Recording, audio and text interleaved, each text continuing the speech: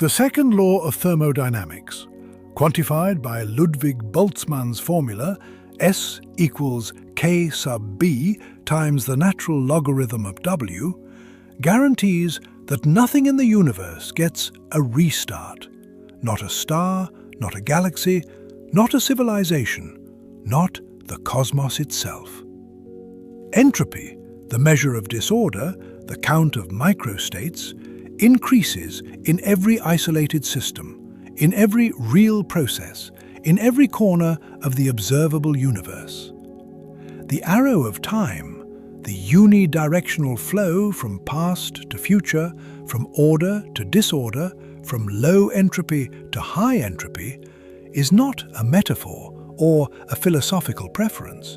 It is a mathematical consequence of the second law, confirmed by every experiment in the history of thermodynamics, from Sadi Carnot's analysis of steam engines in 1824 to the Planck satellite's measurement of the cosmic microwave background in 2018. Roger Penrose quantified the fine-tuning of the universe's initial conditions at approximately 1 in 10 to the power of 10 to the 123, describing a low entropy starting state so extraordinarily specific that its occurrence by chance is not merely unlikely but physically meaningless. The heat death of the universe, the eventual state of maximum entropy, thermodynamic equilibrium, no free energy, no temperature gradients, no structure, no processes of any kind, is the predicted and inevitable fate of a cosmos governed by this law. The quantum no-cloning theorem, proved by Wouters, Zurek and Dieks in 1982, forbids the perfect copying of any unknown quantum state, ensuring that the specific information pattern of any physical system is unique and irreproducible. Landauer's principle, formulated by Rolf Landauer in 1961 and experimentally confirmed in 2012, establishes that erasing even a single bit of information dissipates at least K sub B T times the natural logarithm of 2 in heat, linking information loss to entropy increase at the most fundamental level. Every one of these facts points in the same direction. The universe is running down. It cannot be reset, it cannot be reversed, it cannot be restarted. And the question of why it began in a state of such extraordinary order, a state from which the irreversible degradation could proceed, is the question that physics cannot answer, but the evidence demands. What follows is a forensic examination of the evidence. By the end of this video, you will understand the second law of thermodynamics, not as an abstract classroom principle, but as the most confirmed, most universal, and most inescapable law in all of physics. You will understand entropy, why it always increases, why this increase defines the direction of time, and why no process in the universe can reverse it on a macroscopic scale.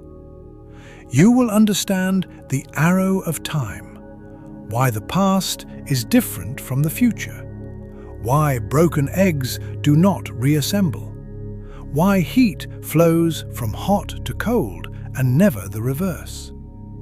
You will understand heat death, the predicted fate of a cosmos in which every temperature gradient is eventually equalized. Every star exhausts its fuel, every black hole evaporates, and every particle drifts through an ever-expanding void at a temperature approaching absolute zero. You will understand the quantum no-cloning theorem, why the specific information encoded in any physical system cannot be perfectly copied, why you cannot be duplicated, why the universe cannot be replayed. You will understand Landauer's principle, the discovery that erasing information has a physical cost in heat, linking the abstract concept of information to the concrete reality of entropy increase. You will understand Maxwell's demon, the famous thought experiment that appeared to violate the second law, and why its resolution through information theory actually strengthened the law rather than weakening it. You will understand why every attempt to escape the second law, cyclic universes, conformal cyclic cosmology, the multiverse, quantum fluctuations, the Boltzmann brain paradox, fails when confronted with the physics. And you will understand why the evidence, when examined honestly, points not to an eternal, self-sustaining cosmos, but to a beginning, a specific, low-entropy, fine-tuned beginning, and to a beginner. If this channel is the kind of content you return to, consider subscribing. There is no algorithm shortcut for depth. Let us examine the evidence. Chapter 1. The Supreme Law, Boltzmann's Entropy. The second law of thermodynamics is the most fundamental asymmetry in all of physics.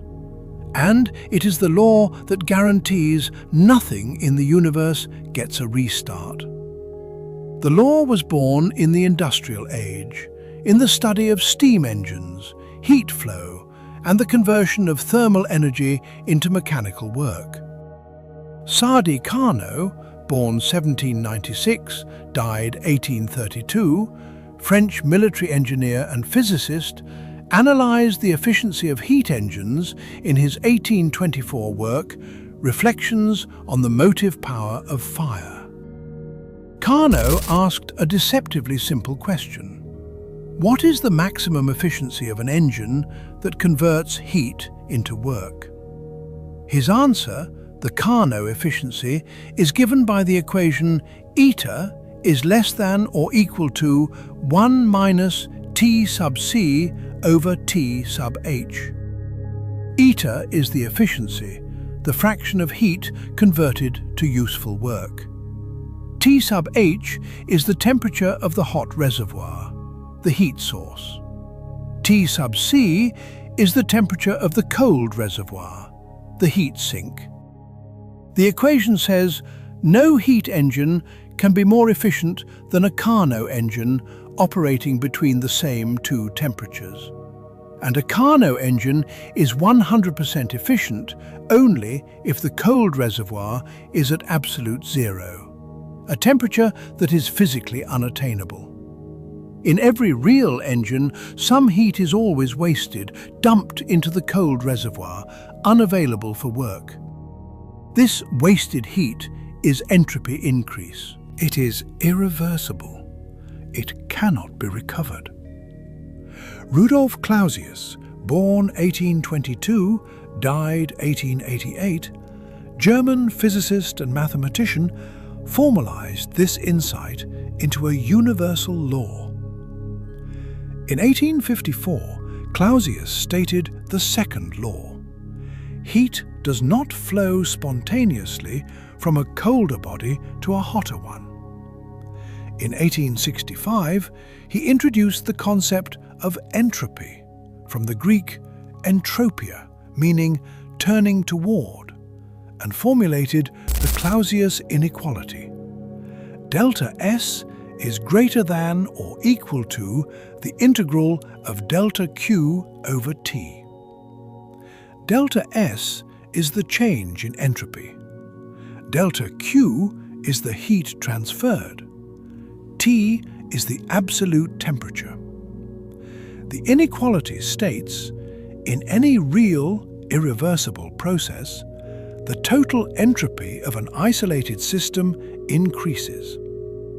Equality holds only for idealized, perfectly reversible processes, processes that do not exist in nature. Every real process, every combustion, every chemical reaction, every heat transfer, every biological metabolism produces entropy. The second law is not merely a tendency, it is a prohibition. No process in the universe decreases the total entropy of an isolated system. Lord Kelvin, William Thomson, born 1824, died 1907, Irish-Scottish physicist, extended the second law to the cosmos. In 1852, Kelvin argued that the universe, treated as an isolated system, must be running down, that the dissipation of mechanical energy through irreversible processes would eventually lead to a state of universal rest and death. This is the heat death of the universe, the state of maximum entropy, thermodynamic equilibrium. No temperature gradients, no free energy, no capacity for work or life. Kelvin recognized what the second law implied. If the universe obeys this law, and if no external agent intervenes, the cosmos has a one-way trajectory, from order to disorder, from energy gradients to uniformity, from the structured, active universe we observe to a featureless, dead void. Arthur Eddington, born 1882, died 1944, British astrophysicist, elevated the second law to what he called the supreme position among the laws of nature. Eddington stated, "If someone points out to you that your pet theory of the universe is in disagreement with Maxwell's equations, then so much the worse for Maxwell's equations. But if your theory is found to be against the second law of thermodynamics, I can give you no hope. There is nothing for it but to collapse in deepest humiliation." Eddington was not being dramatic, he was being precise. The second law is the most confirmed law in all of physics. No exception has ever been observed. No process has ever been measured that violates it for a macroscopic system. No theory has ever been proposed that overturns it without itself being overturned. The second law is not one law among many. It is, as Eddington declared, supreme. Ludwig Boltzmann, born 1844, died 1906, Austrian physicist, the father of statistical mechanics, provided the microscopic foundation that transformed the second law from an empirical observation into a mathematical theorem. Before Boltzmann, thermodynamics was a phenomenological science. It described what happened. Heat flows from hot to cold, entropy increases, without explaining why at the molecular level. Clausius and Kelvin had established the law from macroscopic observations of heat engines and energy flows. Boltzmann went deeper. He asked, what is entropy physically? What does it measure at the level of individual atoms and molecules? And why does it always increase? His answer was the formula engraved on his tombstone in Vienna's Zentralfriedhof, a pilgrimage site for physicists, a grey granite monument bearing the equation that connects the macroscopic to the microscopic. S equals K sub B times the natural logarithm of W. S is entropy, the macroscopic quantity measured in joules per Kelvin that characterizes the disorder of a system. K sub B is Boltzmann's constant, approximately 1.381 times 10 to the negative 23 joules per Kelvin. The conversion factor between the microscopic energy scale of individual molecules and the macroscopic temperature scale of thermometers and engines. W is the number of microstates, the number of distinct microscopic arrangements of atoms and molecules that produce the same macroscopic properties: temperature, pressure, volume, total energy. The formula is deceptively simple. Its implications are absolute. Consider a room with air molecules. The macroscopic state, room at 20 degrees Celsius atmospheric pressure, can be realized by an astronomical number of microscopic configurations. Each molecule can be at any position in the room, moving at any speed in any direction, as long as the total kinetic energy corresponds to 20 degrees Celsius and the total number of molecules corresponds to atmospheric pressure. The number of microstates W for this macroscopic state is incomprehensibly large, a number whose logarithm is already of order 10 to the 25. Now consider the macroscopic state, all air molecules in the left half of the room. This state has far fewer microstates because the molecules are restricted to half the available volume. The ratio of W to W half room is a number so large that its logarithm has approximately 10 to the 25 digits. The probability of the gas spontaneously concentrating in one half of the room, all molecules happening to move leftward at the same time, is the reciprocal of this number. It is so small that it would not occur in 10 to the power of 10 to the 25 years, a timescale that makes the age of the universe look like a rounding error to a rounding error. Boltzmann's formula explains why entropy increases, and the explanation requires no force, no tendency, no preference of nature. It is purely mathematical. Random molecular collisions, the chaotic, undirected exchange of energy and momentum between particles, drive the system toward the macroscopic state with the most microstates.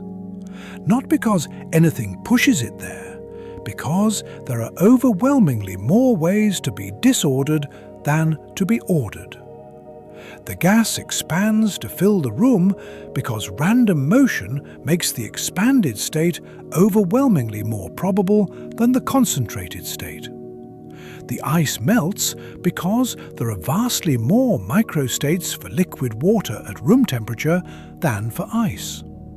The egg shatters because the number of shattered microstates exceeds the number of intact microstates by a factor that defies every attempt at analogy. This is not a tendency that can be overcome by cleverness, patience, or technology. It is a mathematical inevitability, as certain as the fact that a randomly shuffled deck of cards is overwhelmingly unlikely to be in perfect order. Shuffle a deck 52 factorial times, approximately 8 times 10 to the 67 shuffles, a number larger than the number of atoms in the observable universe, and you will, on average, encounter each possible ordering once. But the number of disordered orderings so vastly exceeds the number of ordered ones that a random shuffle essentially never produces a sorted deck. Scale this up from 52 cards to 10 to the 80 particles, and the second law becomes not merely a tendency, but an absolute prohibition on macroscopic entropy decrease. Boltzmann proved the H-theorem in 1872, a mathematical derivation that provided the first microscopic justification of the second law. The H-theorem introduces a quantity, h, defined as the integral of f times the logarithm of f, where f is the distribution function of molecular velocities, and proves that H decreases monotonically as the gas evolves through molecular collisions. dH over dt is less than or equal to 0. Since H is related to negative entropy, H is proportional to negative S, the decrease of H corresponds to the increase of entropy. The H theorem demonstrates that molecular collisions, the random, chaotic, undirected interactions of gas particles, statistically drive the velocity distribution toward the Maxwell-Boltzmann equilibrium distribution, which is the distribution with the maximum number of microstates. The gas approaches equilibrium. Entropy increases. The arrow of time emerges from the statistics of molecular chaos. The H theorem was controversial in Boltzmann's lifetime. Joseph Loschmidt, Boltzmann's colleague in Vienna, raised the reversibility objection. Since Newton's laws are time-symmetric, every molecular trajectory is equally valid in reverse, how can the H theorem produce a time asymmetric result? Entropy always increasing. Ernst Zermelo raised the recurrence objection. By the Poincaré recurrence theorem, any finite bounded system will eventually return arbitrarily close to its initial state, implying that entropy must eventually decrease, contradicting the H theorem. Boltzmann responded to both objections with characteristic precision. To Loschmidt, he argued that the H theorem is statistical, not absolute. It describes the overwhelmingly most probable trajectory of a system, not the only possible one. A spontaneous entropy decrease is not physically impossible. It is merely so improbable that it would never be observed in the lifetime of the universe. To Zermelo, he pointed out that the recurrence time for a macroscopic system is vastly longer than any physically relevant timescale. A recurrence time of order 10 to the power of 10 to the 23 years, compared to the universe's age of approximately 10 to the 10 years. The recurrence exists in principle, but not in practice. For all physically relevant purposes, the second law is absolute. Boltzmann suffered from depression throughout his life. Some historians attribute this partly to the hostile reception of his ideas, the attacks from Mach, Ostwald and others who rejected the atomic hypothesis and the statistical approach to thermodynamics. Boltzmann took his own life in 1906 in Duino near Trieste. He did not live to see his ideas universally accepted, a process that accelerated after Jean Perrin's experimental confirmation of the atomic hypothesis in 1908, and Albert Einstein's work on Brownian motion. Today, Boltzmann's entropy formula is one of the most fundamental equations in all of physics, connecting the microscopic world of atoms to the macroscopic world of engines, stars, and universes. And the equation carries a devastating, inescapable implication for any model of an eternal or cyclic cosmos. If W for the equilibrium state is enormously larger than W for the ordered states we observe, then the probability of the universe being in its current low entropy state after an infinite duration is 0. Not small, 0. The past is finite. This is the first and most fundamental reason nothing in the universe gets a restart. The second law, grounded in Boltzmann's statistical mechanics, guarantees that entropy increases in every real process. Every combustion, every chemical reaction, every nuclear fusion in every stellar core, every gravitational collapse, every photon scattered, every thought you think. The electrochemical activity in your neurons produces heat, approximately 20 watts of power dissipated by the human brain, which enters the environment as waste heat and increases the entropy of the universe by approximately 0.07 joules per Kelvin per second. The process is one way. It is irreversible. It applies to everything, from the smallest molecule to the largest galaxy cluster, to the cosmos itself. And it means nothing gets a restart. Chapter 2. The Arrow of Time. This brings us to the arrow of time, the unidirectional flow of physical processes from past to future, and to why reversing it is not merely difficult, but physically impossible on any macroscopic scale. The arrow of time is unique among physical phenomena because the fundamental equations of physics do not contain it. Newton's laws of motion are time-symmetric. If you film a billiard ball collision and play the film backward, both the forward and reverse trajectories satisfy Newton's equations equally well. Maxwell's equations of electromagnetism are time-symmetric. The Schrödinger equation of quantum mechanics is time-symmetric, under the combined operation of time reversal, charge conjugation, and parity, CPT symmetry. Einstein's field equations of general relativity are time-symmetric. At the fundamental level, the laws of physics do not distinguish past from future. There is no arrow built into the equations.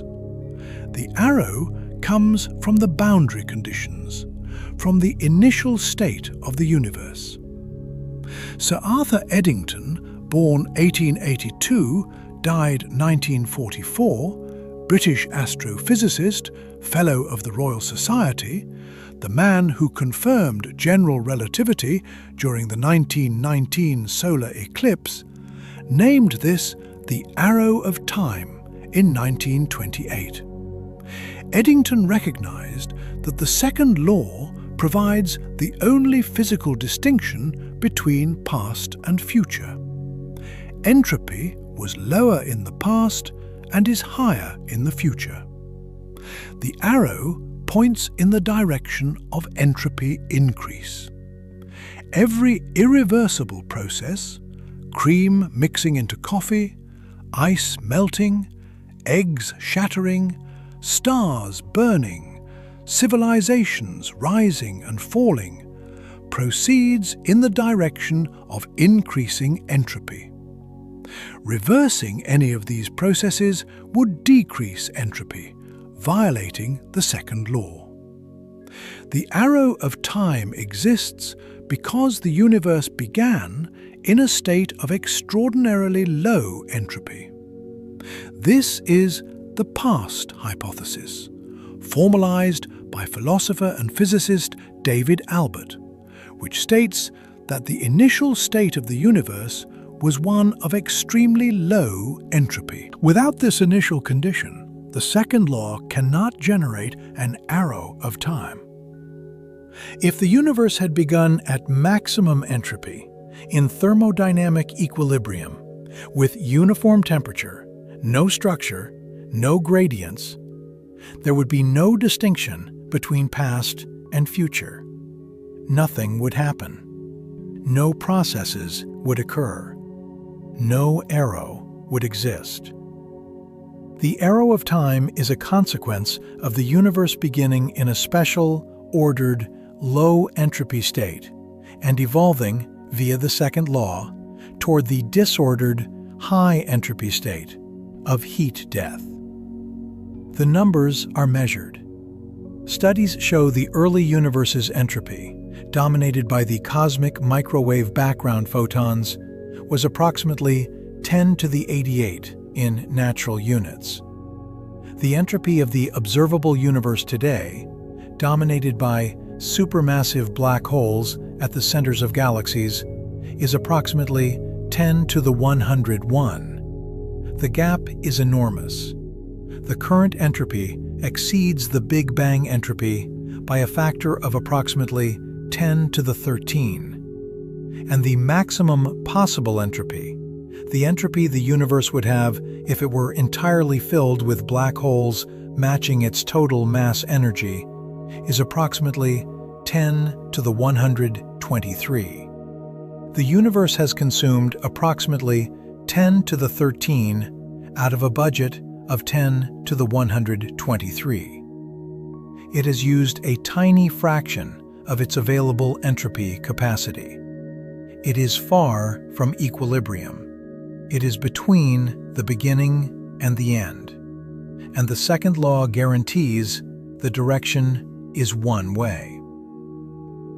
Roger Penrose, born 1931, British mathematician and physicist, Rouse Ball Professor of Mathematics at Oxford, Nobel Prize in Physics 2020 for demonstrating that black hole formation is a firm prediction of general relativity, quantified the specialness of the initial state with a calculation that has become one of the most cited results in the fine-tuning literature. Penrose asked a precise question. If the initial state of the universe were drawn randomly from the space of all possible initial configurations compatible with the universe's total mass energy, what is the probability that it would be the specific low entropy configuration we observe, the configuration that produced the arrow of time, structure formation, stellar nucleosynthesis, and the conditions for complexity? Penrose examined the gravitational degrees of freedom at the Big Bang, specifically the Weyl curvature tensor, which measures the purely gravitational component of space-time curvature, as distinct from the Ricci curvature driven by matter-energy density. At the Big Bang, the Weyl curvature was extraordinarily close to zero. Space-time was smooth, uniform, with almost no gravitational irregularities. This is the gravitational equivalent of low entropy. Over the subsequent 13.8 billion years, gravitational clumping, the formation of stars, galaxies, and black holes, increased the Weyl curvature enormously, corresponding to the enormous increase in gravitational entropy. Penrose calculated the ratio of the number of microstates corresponding to the observed low Weyl curvature initial state to the number of microstates corresponding to a generic high entropy, high Weyl curvature initial state. The result? Approximately 1 in 10 to the power of 10 to the 123. Let us attempt to grasp this number, knowing that the attempt must fail. 10 to the 123 is a number with 123 digits. It exceeds the number of particles in the observable universe, approximately 10 to the 80, by a factor of 10 to the 43. But Penrose's number is not 10 to the 123. It is 10 to the power of 10 to the 123, a tower of exponents, a double exponential. To write this number in standard decimal notation, a 1 followed by zeros would require 10 to the 123 zeros. If each zero occupied 1 Planck length, approximately 1.616 times 10 to the negative 35 meters, approximately 6.36 times 10 to the negative 34 inches, the smallest meaningful length in physics, the string of zeros would stretch approximately 10 to the 88 meters, exceeding the diameter of the observable universe, approximately 8.8 times 10 to the 26 meters, by a factor of approximately 10 to the 61. The number is not merely large, it is beyond the capacity of the physical universe to contain its representation. Penrose called this initial state absurdly unlikely to occur by chance. He has stated in various lectures and writings that we have absolutely no idea how the universe could have begun in such an extraordinarily special state without some principle or cause that explains the selection. Penrose is not a theist. He does not publicly draw the theistic conclusion. But the number he calculated is a datum, the most precise quantification of cosmic fine-tuning in the physics literature. And the datum demands an explanation. Think about that number. Take a moment. The initial state of the universe, the specific low entropy, low Weyl curvature configuration from which the entire 13.8 billion year history of cosmic development has proceeded, had a probability of occurring randomly of approximately 1 in 10 to the power of 10 to the 123. Every star that ever burned, every heavy element forged in a supernova, every planet that coalesced from interstellar dust, every molecule of water, every strand of DNA, every thought in every mind that has ever existed, all of it traces back to a single, specific initial state whose probability of random occurrence is this number. The second law has been degrading that initial state ever since, increasing entropy, dispersing energy, destroying gradients, moving the universe irreversibly from its ordered beginning toward its disordered end. Nothing in the universe gets a restart, because the second law guarantees the degradation is one way. And the beginning from which the degradation proceeds, is specified to a precision that eliminates chance, eliminates randomness, eliminates every naturalistic explanation that has been proposed. This is the part that stays with me. Not the vastness of the cosmos, the precision of its beginning. Not the scale of the numbers, the specificity of the initial conditions. The universe is not a random configuration that happened to work. It is a chosen configuration, selected with a precision of 1 in 10 to the power of 10 to the 123, from among an incomprehensibly vast landscape of alternatives. And the second law guarantees that this chosen configuration degrades irreversibly, that the order is consumed, the energy is dispersed, the information is lost, the entropy increases without reversal, without restart, without exception. Chapter 3: Information and Irreversibility. This brings us to one final connection between information, entropy, and the irreversibility of the cosmos that ties together every thread of this evidence.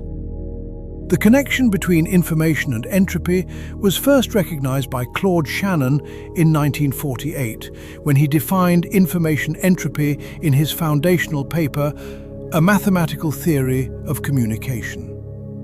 Shannon showed that the entropy of a message, the uncertainty about its content before it is received, has the same mathematical form as Boltzmann's thermodynamic entropy. H equals negative sum of P sub I times the logarithm of P sub I. The resemblance is not coincidental. John von Neumann reportedly advised Shannon to call his quantity entropy, precisely because nobody knows what entropy really is, so in a debate you will always have the advantage. The connection, though, runs deeper than nomenclature.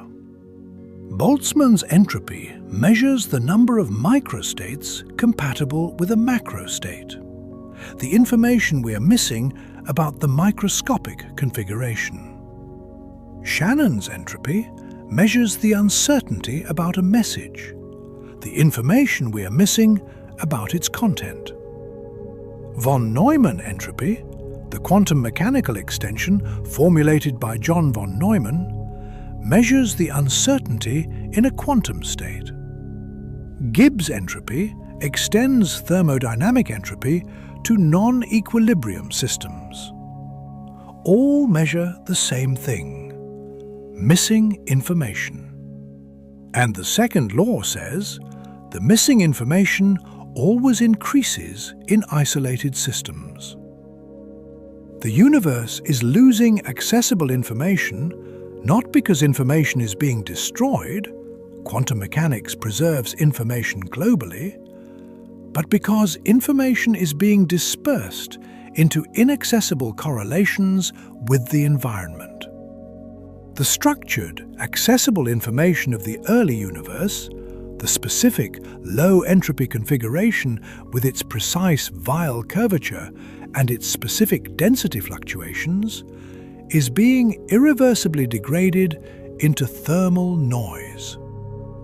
Every photon emitted by a star, every gravitational wave from a black hole merger, every particle scattered by a cosmic ray, each of these events disperses structured information into the cosmic thermal bath, increasing entropy, increasing the missing information, moving the universe closer to the featureless maximum entropy state of heat death.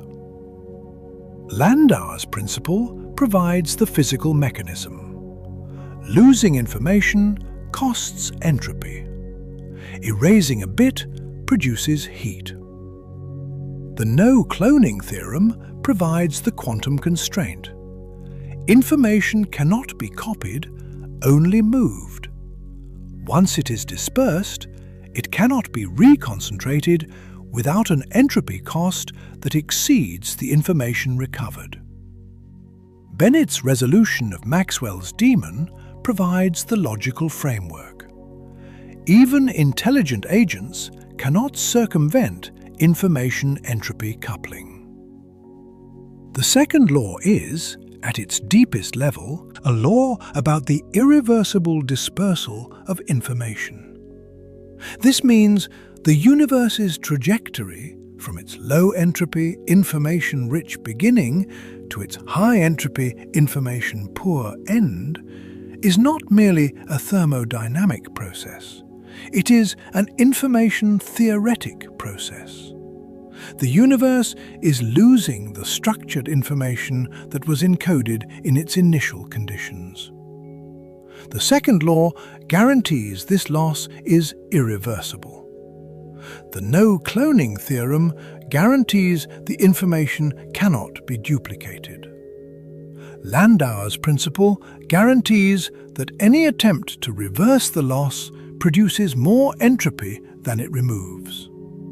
The universe is a one-way information processor, consuming the structured information of its beginning and converting it irreversibly into the featureless thermal noise of its end. Nothing in the universe gets a restart. The information is being consumed. The entropy is increasing. The arrow of time points in one direction. And the question that every equation, every theorem, every experiment in this evidence file converges upon is where the information came from. Who encoded the initial conditions with such extraordinary specificity? Who selected the low entropy, low Weyl curvature state from among 10 to the power of 10 to the 123 alternatives? Who established the laws, the second law, the quantum mechanics, the general relativity, within which this irreversible, one-way, information-consuming process operates? The evidence points one direction. It has pointed one direction throughout this entire examination, and it continues to point one direction now. Chapter 4. The Quantum Foundation of Uniqueness. This brings us to the quantum no-cloning theorem, the law at the deepest level of physics that guarantees the uniqueness and irreproducibility of every physical state, and to a layer of irreversibility that goes beyond thermodynamics. In 1982, three physicists, William Wouters, born 1946, American; Wojciech Zurek, born 1947, Polish-American at Los Alamos National Laboratory; and Dennis Dieks, born 1944, Dutch, independently proved a fundamental theorem in quantum mechanics. The theorem states, an unknown quantum state cannot be perfectly copied.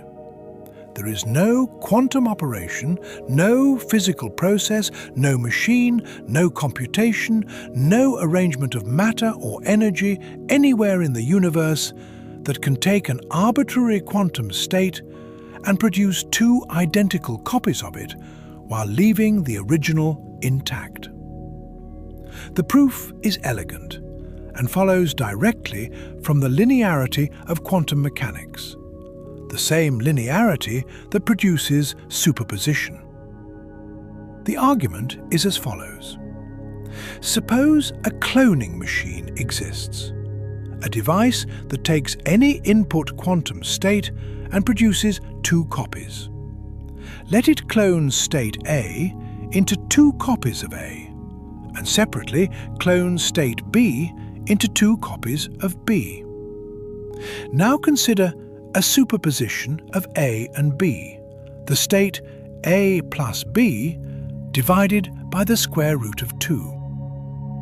Linearity demands that the machine, applied to this superposition, produces the superposition of two copies of A and two copies of B, not two copies of the superposition, A plus B. But two copies of the superposition would be A plus B times A plus B, which contains cross terms A times B and B times A that do not appear in the linear output. The two results are different. Therefore, the machine cannot clone both A and B and their superpositions. Any device that perfectly clones one set of states must fail on others. Perfect universal cloning is impossible. The implications reach deep, and they connect directly to the no restart thesis at the deepest level. Every physical system, every atom, every molecule, every cell, every organism, every planet, every star, every galaxy is described at the quantum level by a quantum state. The no-cloning theorem says that quantum state cannot be duplicated. The specific configuration of particles that constitutes you, every atom in its exact quantum state, every electron in its precise energy level and spin orientation, every photon in transit between your molecules cannot be copied. You are, at the quantum level, unique. Not in a poetic sense, not in a motivational poster sense, in a physical, mathematically proven, experimentally confirmed sense. The information that defines your physical existence, the complete quantum state of every particle in your body, is fundamentally unreplicable. This has direct consequences for any hypothetical restart of a physical system. Restarting a system to a previous state requires reproducing the exact quantum state of the system at an earlier time. The no-cloning theorem forbids this for any unknown quantum state. And the quantum state of a macroscopic system, a person, a planet, a universe, is always effectively unknown in the sense required by the theorem. The number of degrees of freedom is so vast, approximately 10 to the 28 atoms in a human body, approximately 10 to the 80 particles in the observable universe, that complete quantum state tomography, the measurement of the full quantum state, is physically impossible. Even if it were possible in principle, the measurement would collapse the quantum state, destroying the original in the process, by the projection postulate. You cannot measure a quantum state without changing it. You cannot copy a quantum state without knowing it. And you cannot know a macroscopic quantum state completely. The system is trapped, irreversible, unreplicable, unresettable. The no-cloning theorem also connects to the information-theoretic understanding of entropy. The quantum state of a system encodes information. The maximum information extractable from the system is bounded by its von Neumann entropy. When a quantum system interacts with its environment, when it decoheres, the quantum information is not destroyed. It is dispersed into the environment, spread across an enormous number of environmental degrees of freedom. In principle, the information still exists. In practice, it is irrecoverable, because recovering it would require measuring the quantum states of every environmental particle that interacted with the system. This is the quantum version of the second law. Information is conserved globally, but becomes practically inaccessible locally. The universe does not lose information. It loses the ability to access it. And this loss is, for all practical purposes, irreversible. This is the second reason nothing in the universe gets a restart. The quantum no-cloning theorem guarantees that the specific quantum state of any physical system at any moment in its history cannot be duplicated. The universe cannot be backed up. Your body cannot be saved. A star cannot be restored. The quantum state of the cosmos of the Big Bang cannot be recreated. The trajectory of the universe through its state space is unique, a single, unrepeatable path from its low entropy beginning to its high entropy end.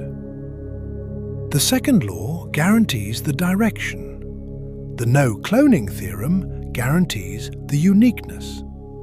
Together, they enforce an irreversibility that operates at every level of physical reality, from the smallest quantum system to the cosmos itself. Chapter 5. The Physical Cost of Forgetting.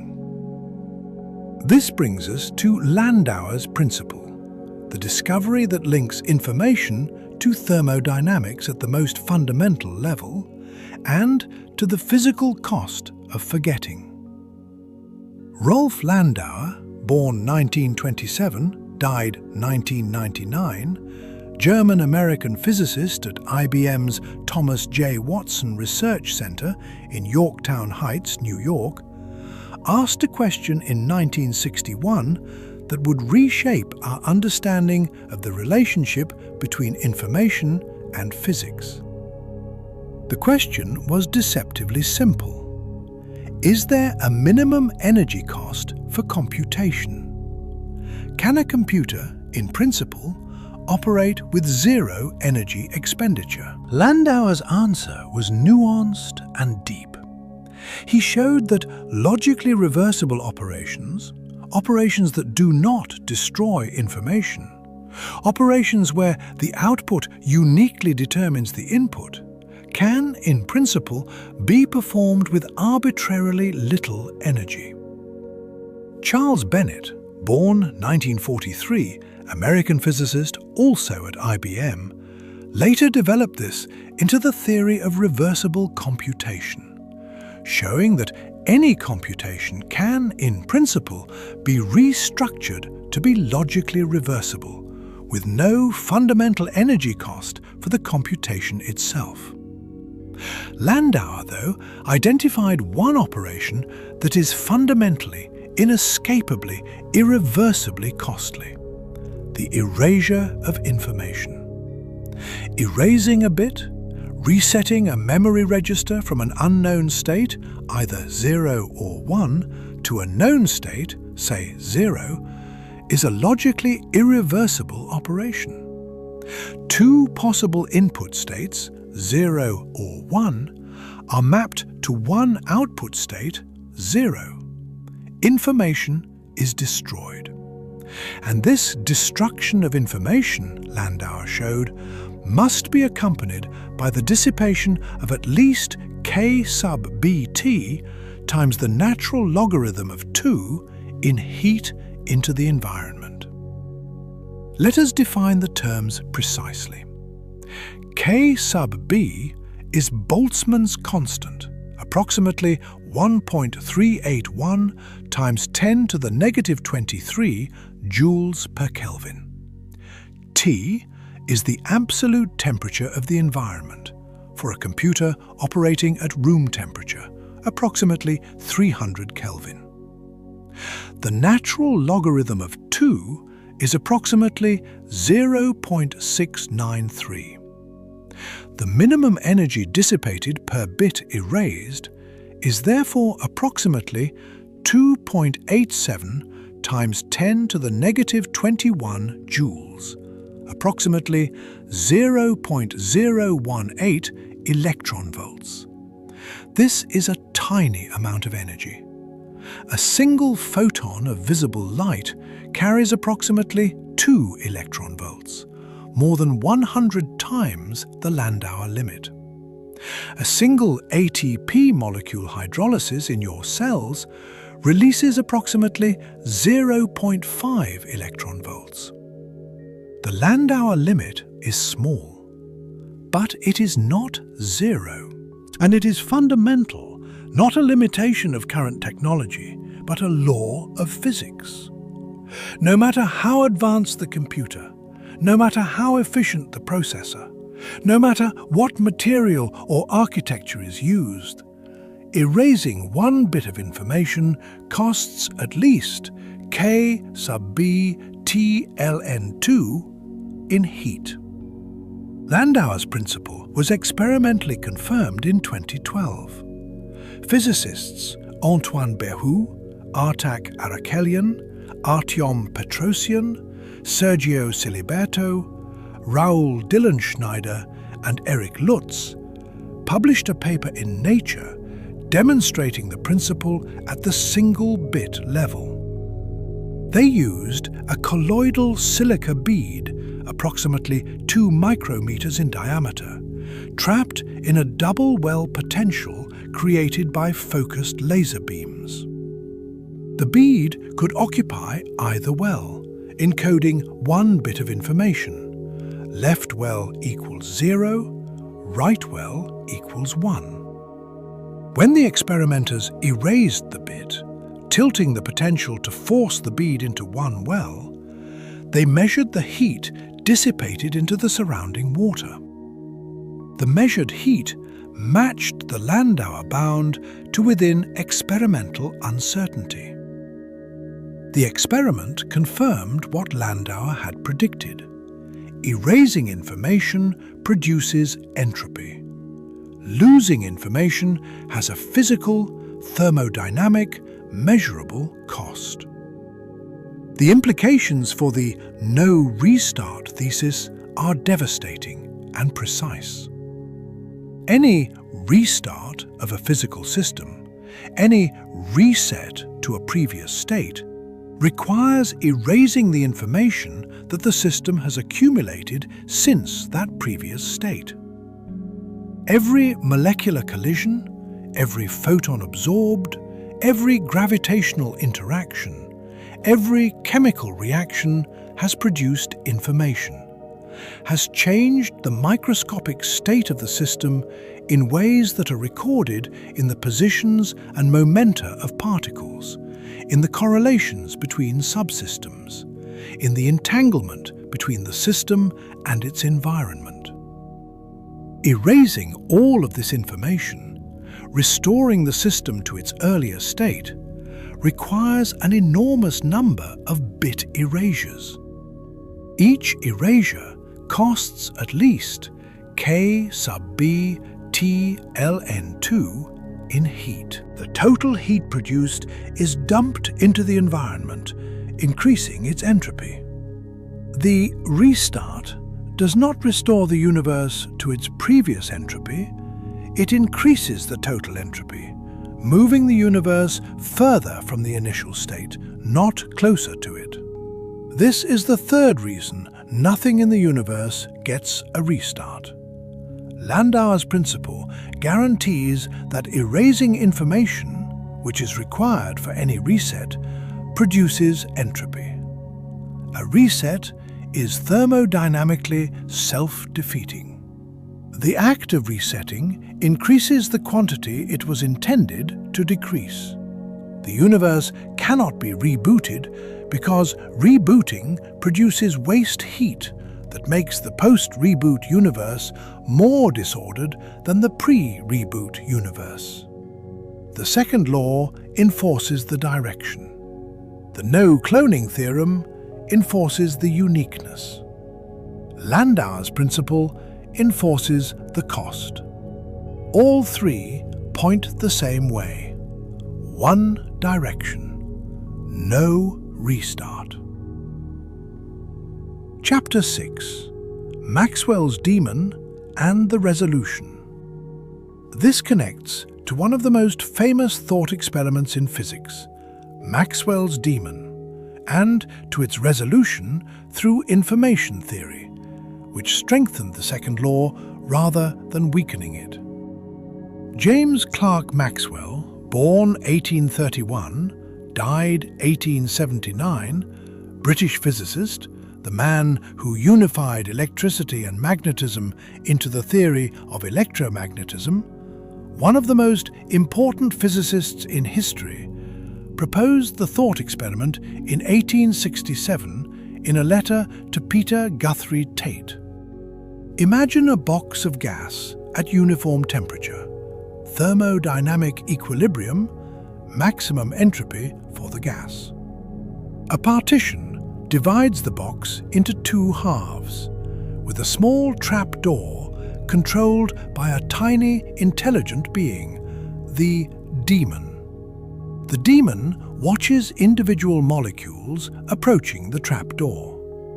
When a fast-moving, high-energy molecule approaches from the left, the demon opens the trap door and lets it pass to the right. When a slow-moving, low-energy molecule approaches from the right, the demon lets it pass to the left. Over time, the right side accumulates fast molecules, hot, and the left side accumulates slow molecules, cold. A temperature gradient has appeared from an initially uniform state, without any work being done. Entropy has apparently decreased. The second law has apparently been violated. Maxwell's demon troubled physicists for over a century. If a sufficiently clever agent could sort molecules and decrease entropy, the second law would be merely a practical limitation, a law of stupidity rather than a law of nature.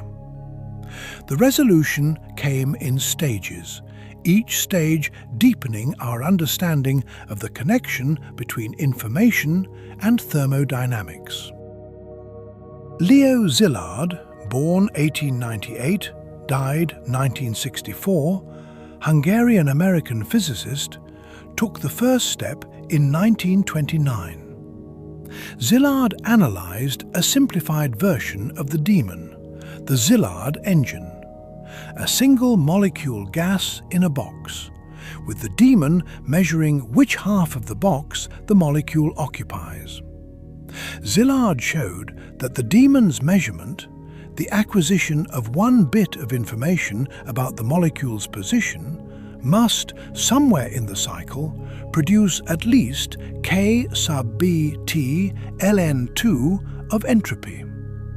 The measurement itself has a thermodynamic cost.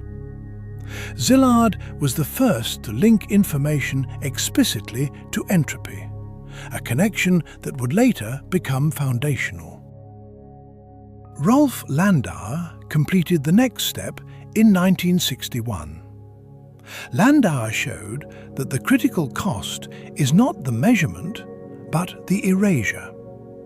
The demon can, in principle, measure the molecule's position without thermodynamic cost, if the measurement is done reversibly. But the demon's memory is finite. After many measurements, the memory fills up.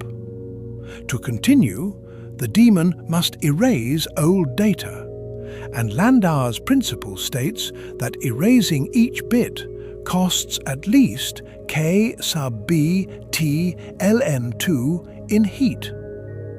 The heat dissipated by the erasure compensates exactly for the entropy decrease achieved by the sorting. Charles Bennett completed the resolution in 1982 with a rigorous analysis.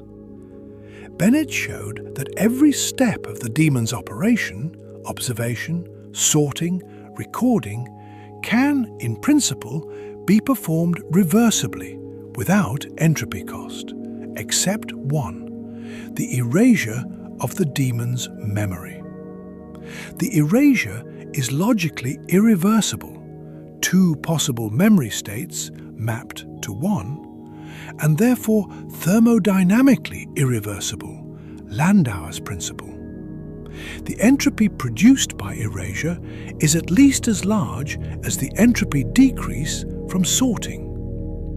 The total entropy of the combined system, gas plus demon, never decreases.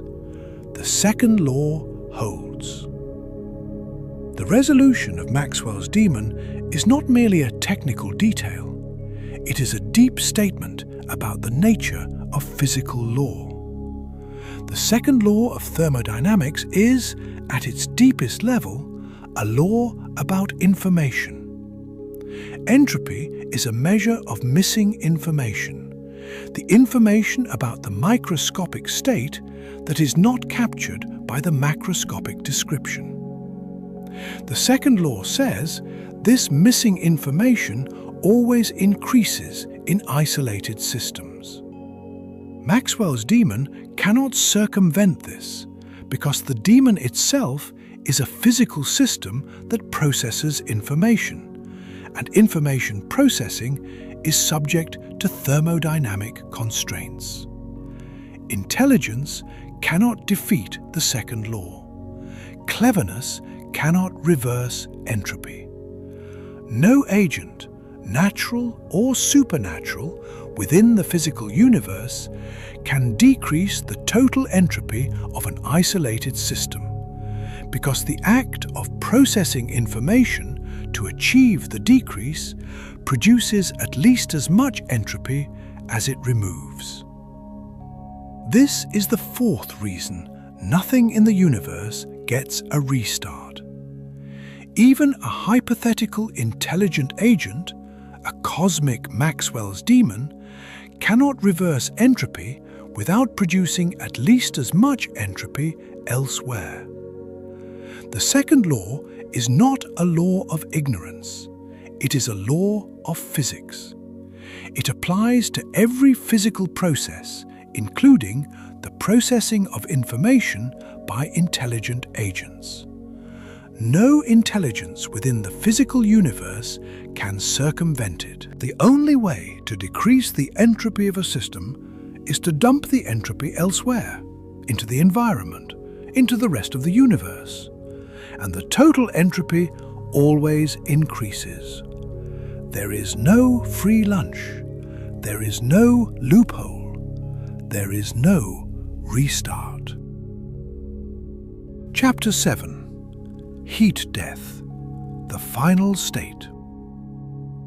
This brings us to the heat death itself, the endpoint of the second law's one-way trajectory, and to what it means, in precise physical terms, for the fate of every structure in the cosmos. The heat death is not a dramatic event. It is not an explosion. It is not a collapse. It is the opposite, the ultimate silence, the terminal cessation of all processes, the final exhaustion of every gradient that makes anything happen anywhere.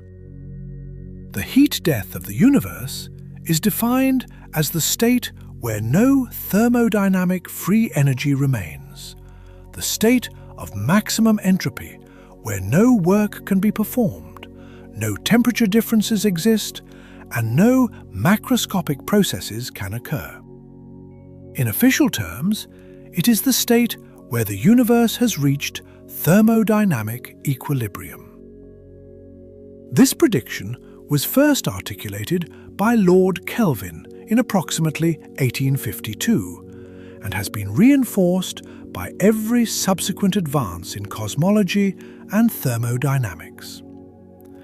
Given current observations, a spatially flat universe with a positive cosmological constant, dark energy at approximately 68% of total energy density, the universe will expand forever and asymptotically approach this equilibrium state.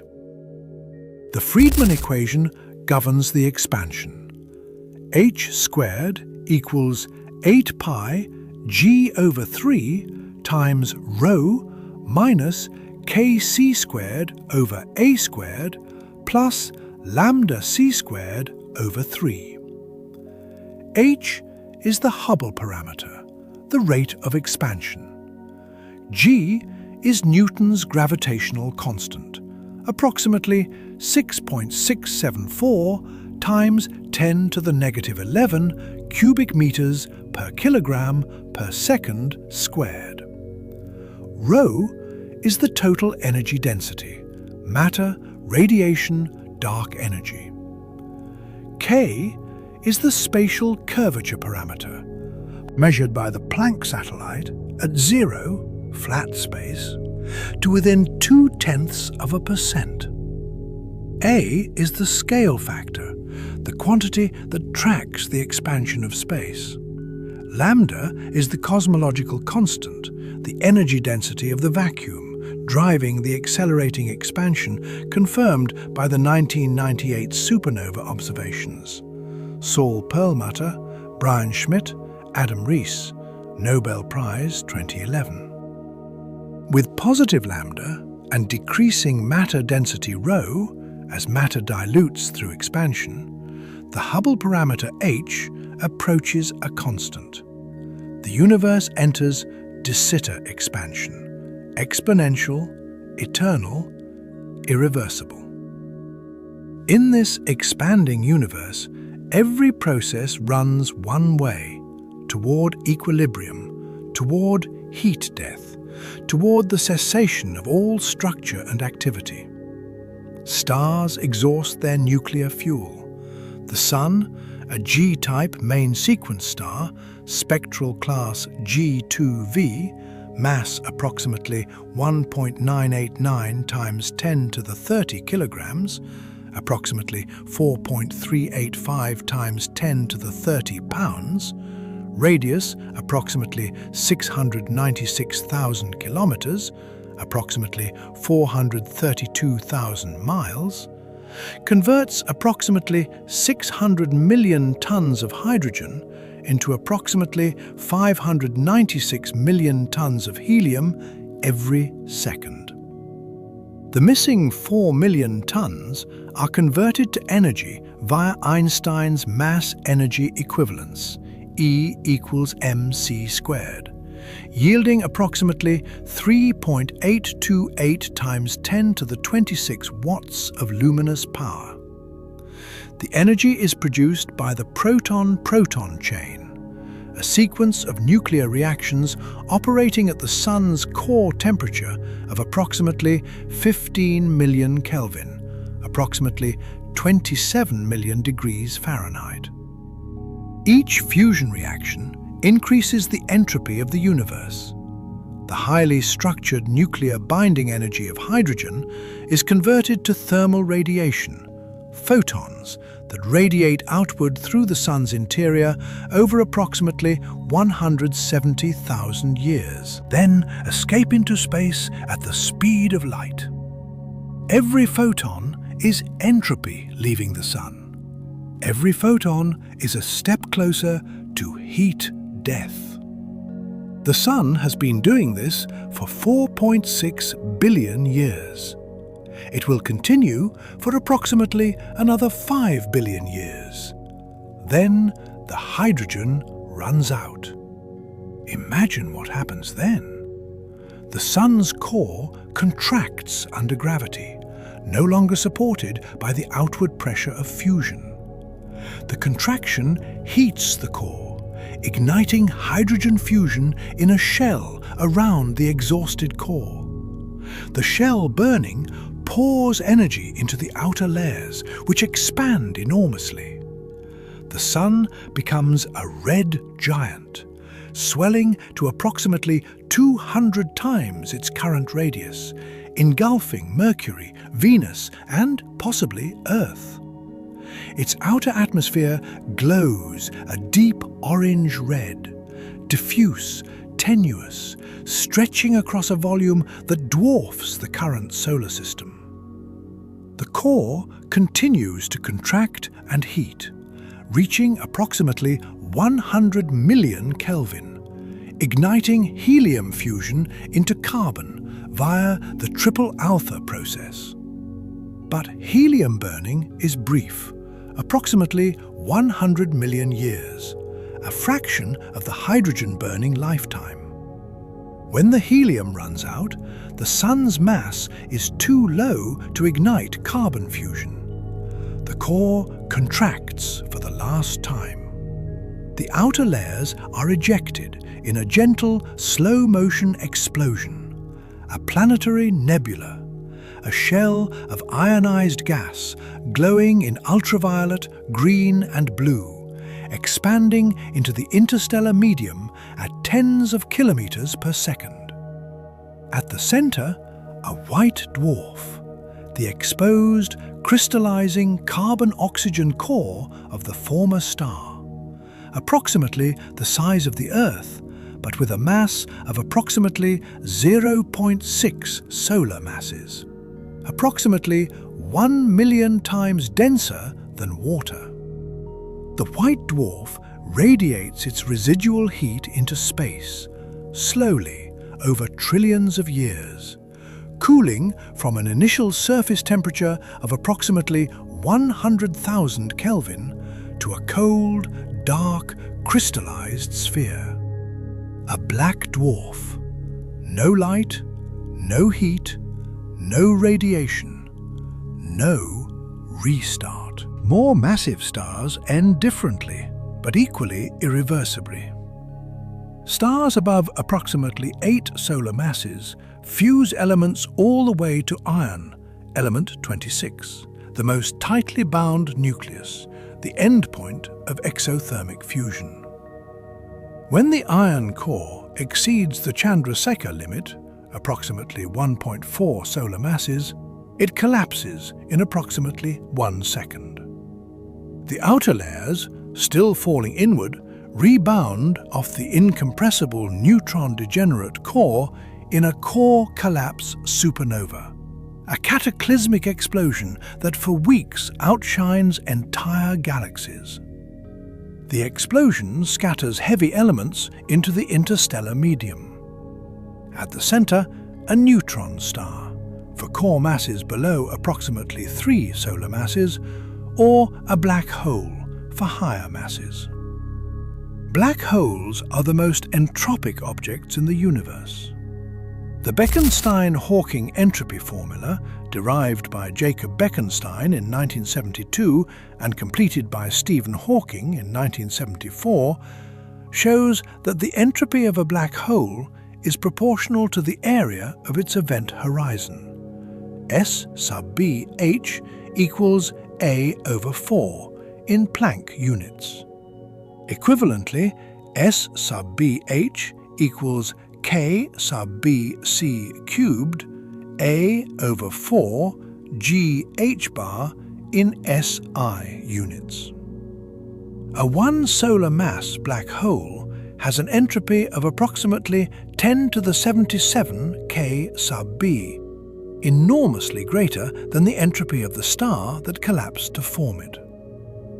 The formation of a black hole is a vast increase in entropy, a giant, irreversible step toward heat death. The black hole's surface, the event horizon, is the boundary of no return, the radius inside which the escape velocity exceeds the speed of light. For a 1 solar mass black hole, the Schwarzschild radius is approximately 3 kilometers, approximately 1.86 miles. For Sagittarius A star, the supermassive black hole at the center of the Milky Way, approximately 4 million solar masses, the event horizon radius is approximately 12 million kilometers, approximately 7.5 million miles. Even black holes do not last forever. Hawking showed in 1974 that black holes emit thermal radiation, Hawking radiation, through a quantum process near the event horizon. The radiation carries away energy, and the black hole slowly shrinks. The evaporation timescale is approximately 10 to the 67 years for a solar mass black hole, and approximately 10 to the 100 years for a supermassive black hole of 10 billion solar masses. 10 to the 100 years, a googol of years, a number with 100 digits. When the black hole finally evaporates, it releases its remaining mass energy as a burst of thermal radiation, featureless, structureless, maximum entropy photons.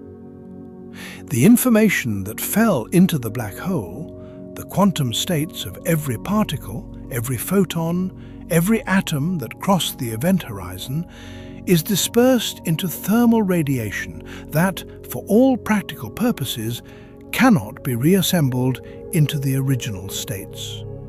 No restart. After the last black hole evaporates, after approximately 10 to the 100 years, the universe enters its final state. What remains? Photons, neutrinos, gravitons, electrons and positrons if they have not annihilated. But the density is so low, the distances so vast, that encounters between particles become vanishingly rare. The temperature of the cosmic background radiation, already at 2.725 Kelvin today, continues to cool as space expands, approaching but never quite reaching absolute zero. The distances between particles grow exponentially, doubling approximately every 10 to the 10 years, the de Sitter timescale. After 10 to the 150 years, the average distance between particles in the observable universe exceeds any meaningful scale. The universe is a near-perfect vacuum, colder, emptier, and more disordered than any state that has ever existed. No energy gradients remain. No temperature differences exist. No work can be performed. No structures can form. No chemical reactions can occur. No stars can ignite. No planets can coalesce. No life can arise. No thoughts can be thought. The entropy is at its maximum. The universe is, in the precise thermodynamic sense, dead. This is heat death, the state toward which the second law drives every process, every system, every atom in the cosmos. No restart, no reversal, no exception. Before I continue, consider what this means. Take a moment. The universe, this vast, structured, active, law-governed cosmos, is a temporary phenomenon. Not temporary on human timescales, temporary on thermodynamic timescales. The stars will burn out. The black holes will evaporate. The particles will drift apart. And eventually, on timescales of 10 to the 100 years and beyond, nothing will remain but featureless thermal radiation in an exponentially expanding void. The second law guarantees this. No known physics prevents it. No mechanism reverses it. The universe is running down, and it cannot be restarted. Chapter 8. Failed escape routes. Now let us examine the escape routes, the attempts to avoid the conclusion that the universe is a one-way system with a definite beginning and an inevitable end, and the specific, precise ways in which each one fails when confronted with the second law, the no-cloning theorem, Landauer's principle, and the information-theoretic understanding of entropy. Each of these escape routes is an attempt to circumvent irreversibility, to find a loophole, a mechanism, a scenario in which the universe can restart, recycle, or avoid the implications of thermodynamic one-wayness. Each is proposed by serious physicists. Each is presented here in its strongest form, and each fails. The first escape route, the cyclic universe, the oscillating universe, the proposal that the universe oscillates between expansions and contractions, with each big crunch followed by a big bounce into a new expansion, was proposed in its modern form by Alexander Friedmann in 1922, who showed that Einstein's field equations permit expanding and contracting solutions, and analyzed thermodynamically by Richard Tolman in 1934, in his book Relativity, Thermodynamics, and Cosmology.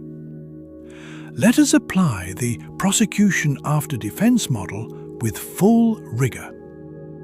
The defense. The cyclic universe proposes an eternal sequence of expansions and contractions. Each expansion reaches a maximum size, then reverses under gravitational attraction, contracting to a hot, dense state, a big crunch. The crunch bounces into a new expansion, a new Big Bang. The universe has no beginning and no end. It cycles forever. The appeal is clear. If the universe is eternal, there is no first moment, no creation event, no need for an external cause. The question, what caused the Big Bang, is dissolved. The Big Bang was caused by the preceding Big Crunch, and so on without end. The cross-examination. What does the cyclic model actually predict about entropy? Each cycle involves irreversible processes. Stars form, burn fuel, and explode as supernovae. Gravitational collapse produces black holes. Nuclear reactions fuse light elements into heavy ones. Photons scatter off matter. Heat flows from hot regions to cold regions. Every one of these processes increases entropy. The second law holds within each cycle. The entropy accumulated during one cycle, the heat generated, the information dispersed, the gradients equalized, does not disappear at the bounce. There is no mechanism, no law of physics, no principle of thermodynamics, no proposed theory that resets entropy to a lower value at the transition from crunch to bounce. The entropy carries over into the next cycle. The prosecution. Tolman identified this problem in 1934 with mathematical precision. Each successive cycle begins with higher entropy than the last. Higher entropy at the start means more disorder, more uniform temperature distribution, less free energy available for structure formation. Tolman showed that higher initial entropy also changes the dynamics. Each cycle is longer and larger than the previous one, because the expansion must reach a greater maximum size before gravity can reverse it. The cycles are not identical. They are asymmetric, growing progressively larger, progressively more disordered, progressively closer to thermodynamic equilibrium with each iteration. If the cycles have been going on for an infinite number of iterations, the accumulated entropy would be infinite. The current cycle would be infinitely large, infinitely disordered, with no free energy and no capacity for structure. But we observe the opposite. A finite-sized, structured, low-entropy universe with abundant free energy. Temperature gradients from 15 million Kelvin in stellar cores to 2.725 Kelvin in intergalactic space. And complex structures at every scale. Therefore, the cycles have not been going on forever. There was a first cycle, a beginning. And that beginning requires a cause. Landauer's principle applies here too. Any bounce that resets the universe to a previous state requires erasing the information accumulated during the preceding cycle. The erasure produces entropy, at least K sub BT longline 2 per bit erased. The entropy produced by the erasure is added to the system. The total entropy after the bounce exceeds the total entropy before the bounce. The reset makes things worse, not better. The cyclic model does not escape irreversibility. It is destroyed by it. The verdict? The cyclic universe fails. The second law, applied across cycles via Tolman's analysis, guarantees entropy accumulation. An infinite past of cycling is thermodynamically impossible. The past is finite. The first cycle was a beginning. The second escape route, conformal cyclic cosmology.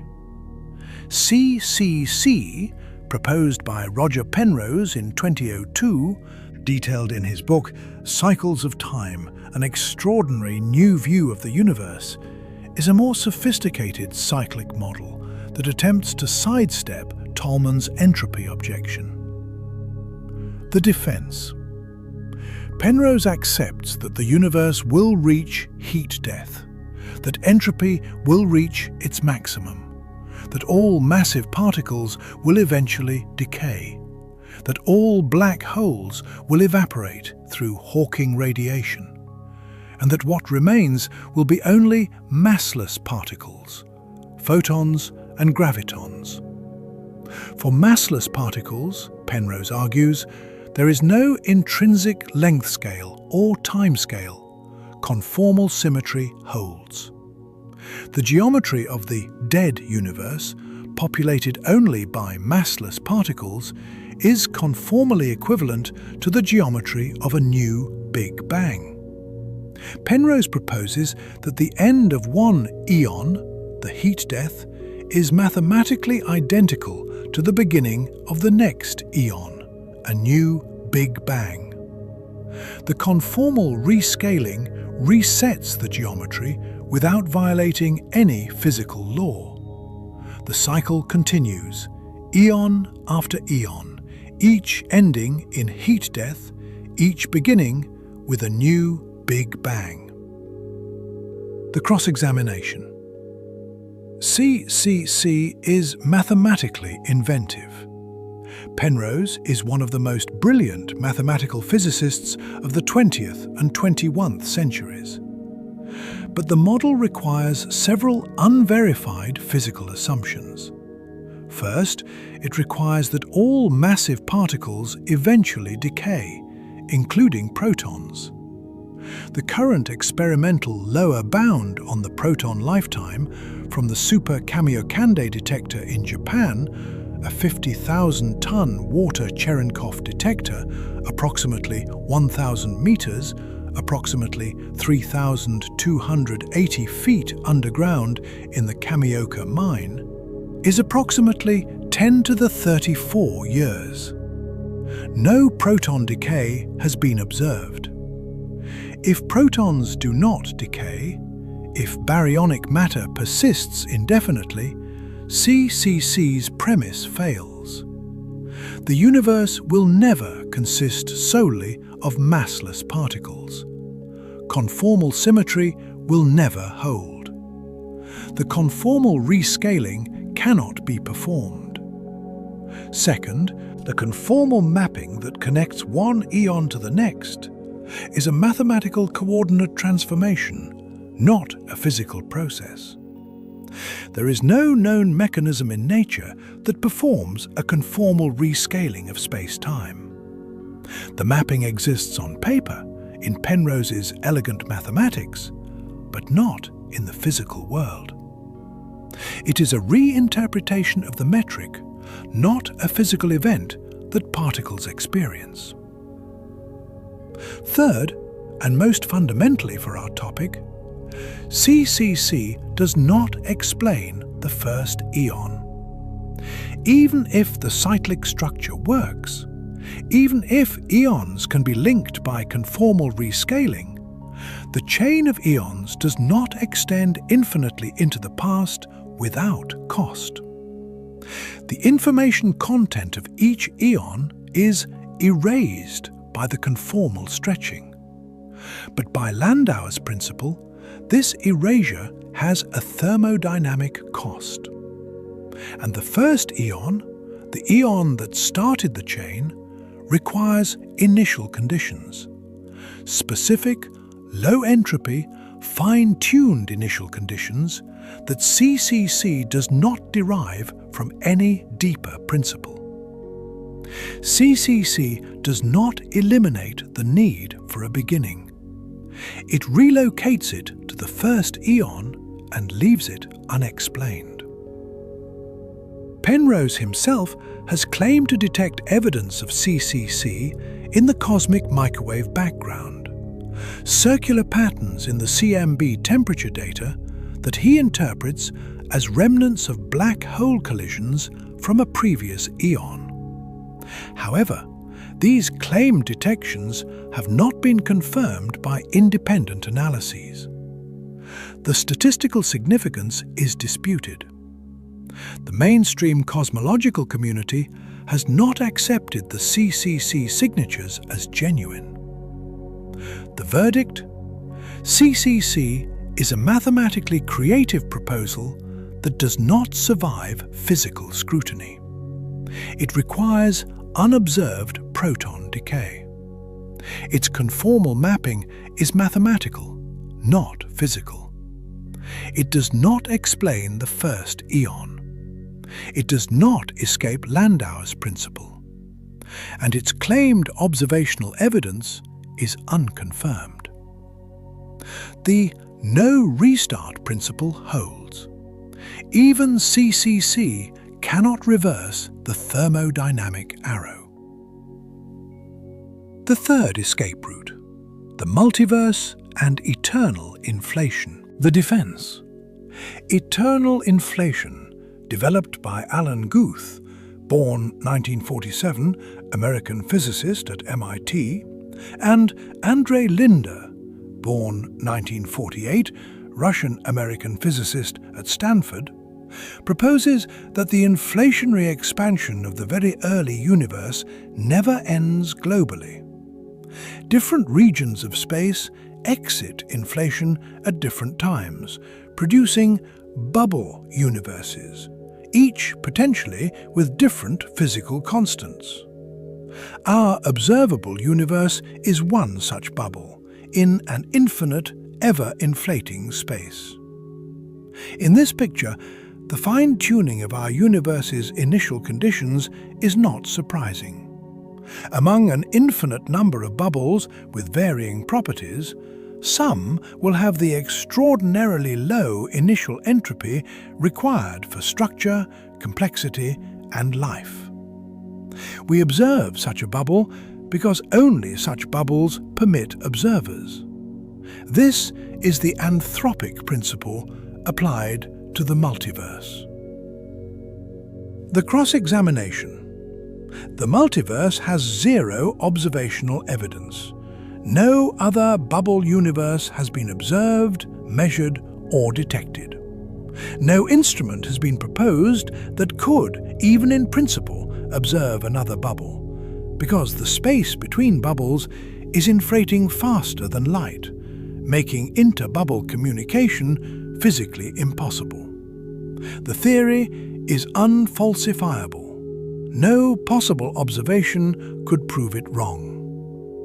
If there were only one universe, the data would look identical. The multiverse adds nothing to observations. It is invoked not because the evidence demands it, but because the alternative, design, is philosophically unacceptable to materialists. The multiverse also does not solve the entropy problem. Within each bubble universe, the second law holds. Entropy increases. Heat death approaches. The fact that other bubbles may have different constants does not explain why our bubble began with such extraordinarily low entropy.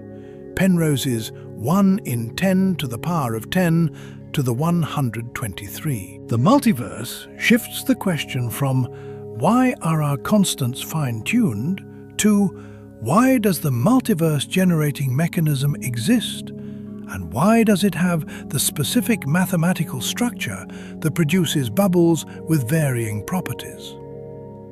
The fine-tuning is not eliminated, it is pushed up one level.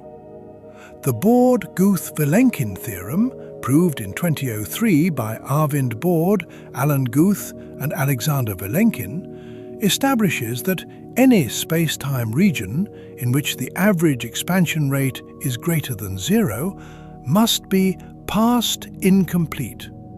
It must have had a beginning.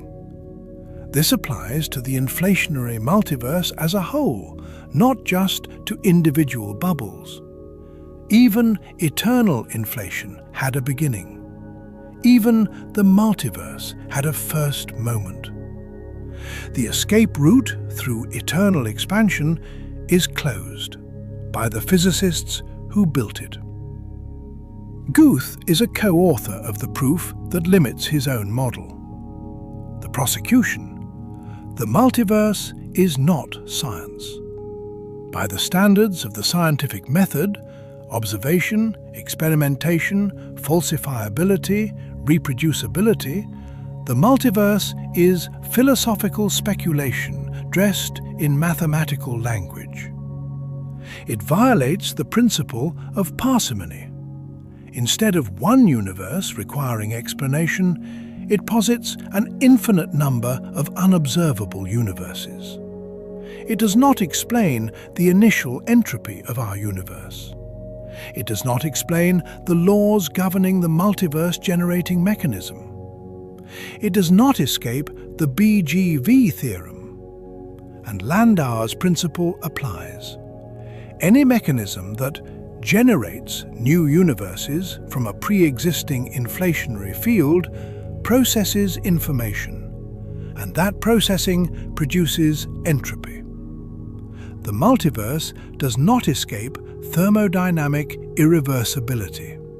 It is subject to it. Leonard Susskind, born 1940, American theoretical physicist at Stanford, has championed the string landscape with approximately 10 to the 500 possible vacuum states as the theoretical foundation for the multiverse. He has acknowledged that anthropic predictions made from this framework were once scorned by physicists as giving up on true explanation. The admission is revealing. Even proponents recognize that the multiverse is not an explanation in the traditional scientific sense. It is a framework that replaces explanation with statistics. The verdict?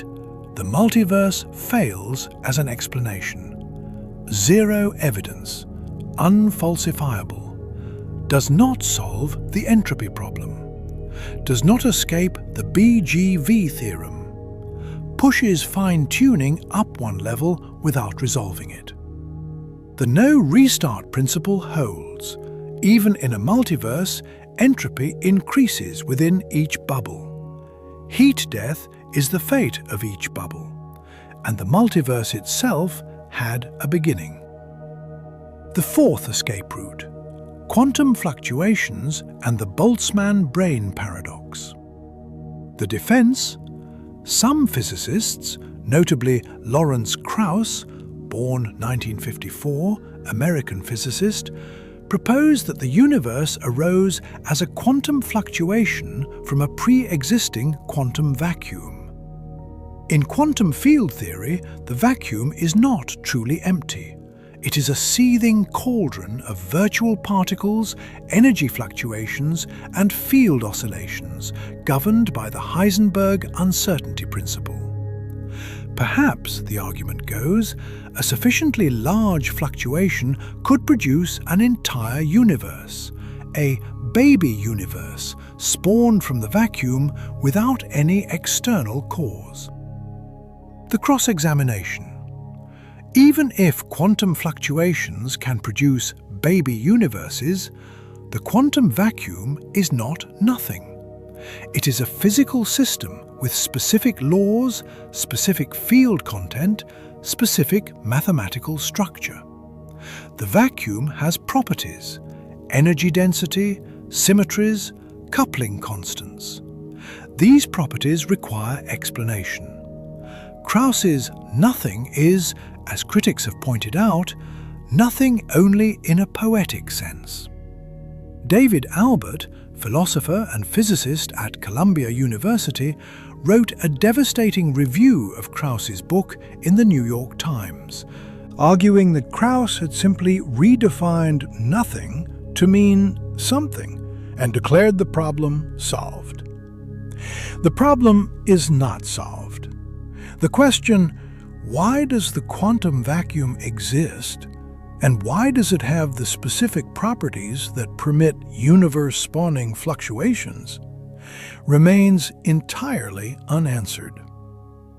Quantum fluctuations, critically, that produce entire low-entropy universes are overwhelmingly less probable than fluctuations that produce smaller, simpler structures. This is the Boltzmann brain paradox, named after Ludwig Boltzmann, who first recognized the problem in a different context.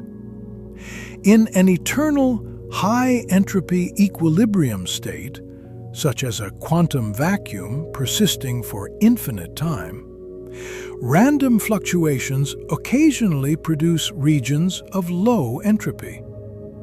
But the vast majority of fluctuations that produce an observer, an entity capable of making observations and forming memories, do not produce an entire ordered universe with 13.8 billion years of consistent cosmic history, billions of galaxies, a cosmic microwave background matching Big Bang predictions, and primordial element abundances matching nucleosynthesis calculations. They produce the minimum fluctuation necessary for observation: a single brain, a Boltzmann brain, floating in a void, with false memories of a universe that never existed. The probability of a Boltzmann brain fluctuation is enormously higher than the probability of a full universe fluctuation. The ratio is not close. It is not debatable. It is a mathematical consequence of Boltzmann's formula. The fluctuation with the fewest microstates required, a single brain, is overwhelmingly more probable than a fluctuation requiring a vastly larger number of specific microstates, an entire ordered universe. If the universe arose from a random fluctuation, we should overwhelmingly expect to be Boltzmann brains, momentary, isolated, self-aware fluctuations with false memories, not inhabitants of a vast, ancient, structured cosmos with a consistent physical history, verifiable by multiple independent observations, CMB, galaxy surveys, nucleosynthesis, gravitational waves. The fact that we are not Boltzmann brains, the fact that our observations are mutually consistent, that the CMB matches theoretical predictions, that galactic development follows expected patterns, that the elements have the abundances predicted by Big Bang nucleosynthesis, is evidence that the universe is not an eternal equilibrium state with random fluctuations. The low entropy is primordial, a feature of the initial conditions, not a random fluctuation from equilibrium. The past is finite. The initial state was specific, and the specificity demands explanation. Sean Carroll, born 1966, American theoretical physicist, atheist, has discussed the Boltzmann brain paradox extensively, acknowledging that any cosmological model that predicts more Boltzmann brains than ordinary observers is empirically self-defeating. Carroll has also stated explicitly, the real problem is explaining why the early universe had such low entropy. He considers this unsolved. The admission is telling. One of the most prominent atheist cosmologists acknowledges that the initial conditions of the universe are unexplained by current physics.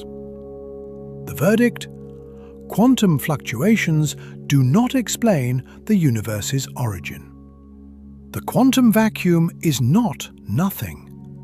The Boltzmann brain paradox eliminates random fluctuations as an explanation for our specific, ordered, low-entropy cosmos. The no restart principle holds. Random fluctuations in an equilibrium state overwhelmingly produce Boltzmann brains, not ordered universes. The fifth escape route.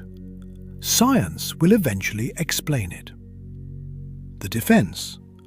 Some materialists argue that the initial conditions of the universe, the extraordinarily low entropy, the fine-tuned constants, the specific mathematical structure of the physical laws, will eventually be explained by a future theory. Perhaps a theory of quantum gravity will derive the initial conditions from first principles. Perhaps a deeper theory will show that the constants are not free parameters, but necessary consequences of a more fundamental framework. We should not conclude that a creator is needed simply because we do not yet have a naturalistic explanation. The cross-examination. "We don't know yet, but science will figure it out," is not an argument. It is a statement of faith. Faith in the capacity of future discoveries to resolve a question that may lie beyond the scope of empirical science. No timeline is offered. No mechanism is proposed. No evidence is presented that such a theory is forthcoming. It is a promissory note, an IOU drawn on a bank that may never exist. The prosecution. Some questions are not scientific questions. Science describes how systems evolve within a framework of laws. It operates by assuming a framework, equations, constants, initial conditions, and deducing the consequences. It cannot explain why the framework exists. The second law describes how entropy increases. It does not explain why entropy was low at the beginning. The Friedmann equation describes how the universe expands. It does not explain why the Friedmann equation holds. Boltzmann's formula connects entropy to microstates. It does not explain why microstates exist or why the universe began in a specific one. The past hypothesis. The requirement that the universe began in a low entropy state is assumed as a boundary condition. It is not derived from any known physics. No equation generates it. John Wheeler, one of the greatest physicists of the 20th century, acknowledged this. We do not yet know how to impose these initial conditions from physics. We treat them as separate laws. The initial conditions are not explained by the laws. They are in addition to the laws. They are the boundary conditions that the laws require but cannot produce. Using science of the gaps, faith that future science will answer the question to avoid a present conclusion is no more rational than the God of the gaps accusation atheists make against theists. The difference is, the evidence for a creator is present now, in the second law, in the fine-tuning, in the information-theoretic arguments, in the BGV theorem, in Penrose's calculation, in the Boltzmann brain paradox. The evidence for a naturalistic explanation of the initial conditions is not present. It is hypothetical. It is promissory. It may never arrive. The verdict? Science will explain it, is faith, not argument. The structural limitation of physics, its inability to explain its own boundary conditions, is not a temporary gap. It is a feature of the scientific method itself. Science describes how. It cannot answer why. The no restart principle holds. No future physics can derive the initial conditions from within the framework those conditions define. Chapter 9. Following the evidence. Now let us follow the evidence where it leads, and state the conclusion the evidence demands. Something has always existed. This is not faith. It is logic, the most basic logic available. If there were ever truly nothing, absolute nothing, with no energy, no fields, no laws, no quantum vacuum, no mathematical structures, no potential, no capacity of any kind, then nothing would exist now. Nothing has no mechanism to produce anything. Nothing has no tendency. Nothing has no potential.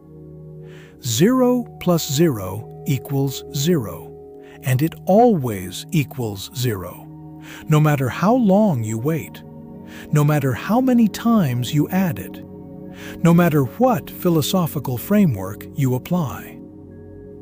But we exist. The universe exists. Stars burn hydrogen into helium at rates of hundreds of millions of tons per second. Galaxies recede from each other at 67.4 kilometers per second per megaparsec. The cosmic microwave background radiates at 2.725 Kelvin in every direction. Entropy is increasing, but is not yet at its maximum. Therefore, something has always existed. The question is not whether something eternal exists.